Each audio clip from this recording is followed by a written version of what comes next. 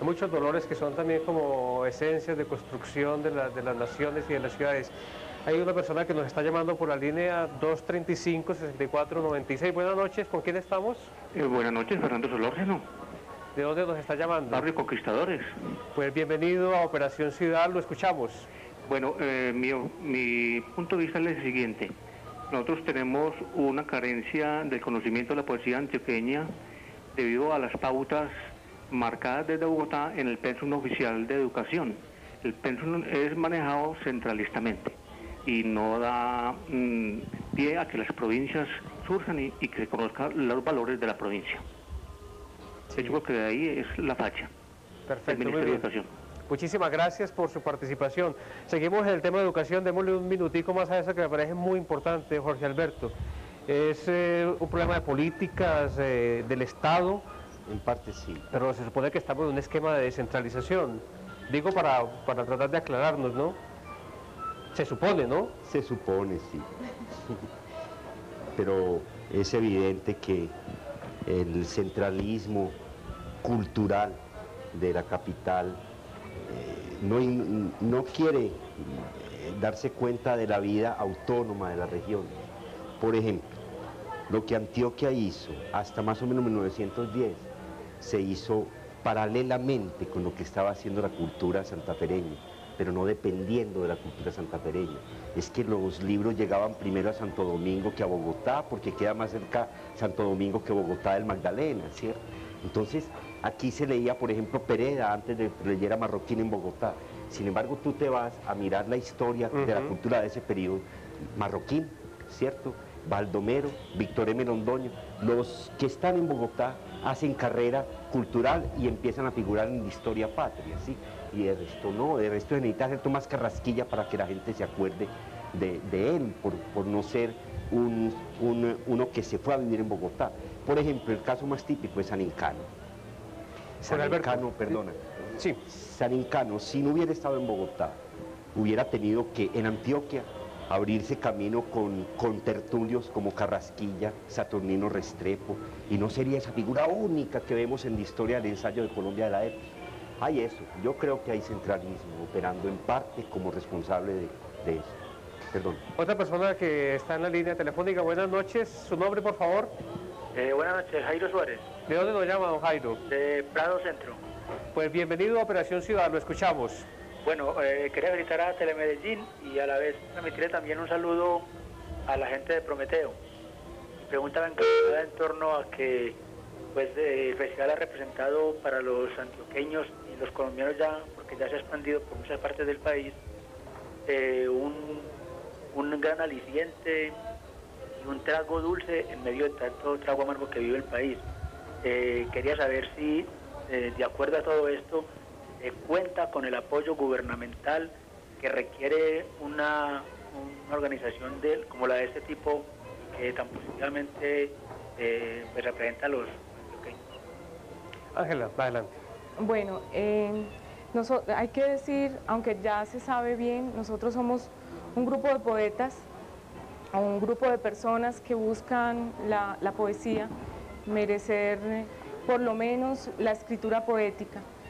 Y desde luego somos absolutamente independientes, sentimos que jalonamos desde el comienzo un gran esfuerzo, que le dimos una estabilidad a un evento con la participación muy afirmativa y decisiva de un público que evidentemente estaba esperando un tipo de encuentro de este tipo. Yo pienso que, bueno, nosotros somos los que empezamos el Festival Internacional de Poesía en Medellín, pero Medellín, el público de Medellín, la gente de Medellín, le dio cuerpo, le dio estabilidad. ¿Que es un festival excepcional en el mundo de chicanería paisa o es una cosa muy real?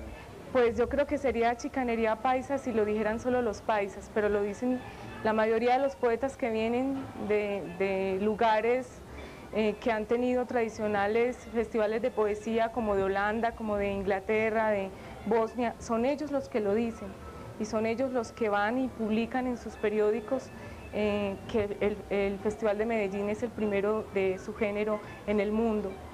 Pero para no desviarme, la pregunta de Jairo es, yo pienso que nosotros deberíamos tener un apoyo mayor. Tenemos un apoyo. Este año el municipio nos dio un apoyo mayor que los años anteriores y el Ministerio de Cultura, pero el costo del festival es millonario, son 520 millones de pesos y el aporte que nosotros tenemos de la parte privada es la mitad solamente. El resto nosotros realmente nunca sabemos cómo lo logramos conseguir.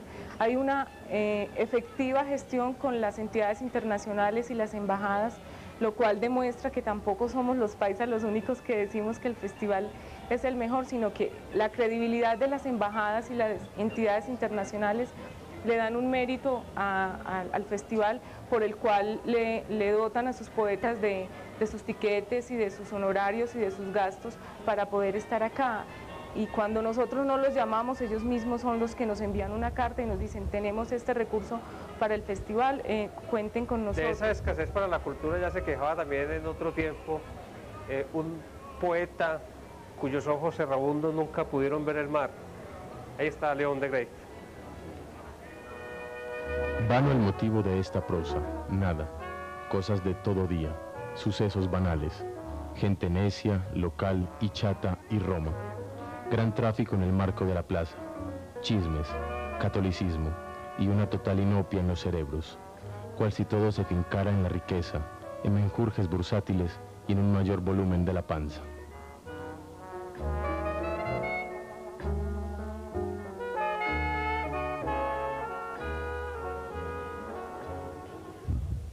León de Grey nos sirve pues para esta conversación en Operación Ciudad sobre la poesía en la ciudad de Medellín.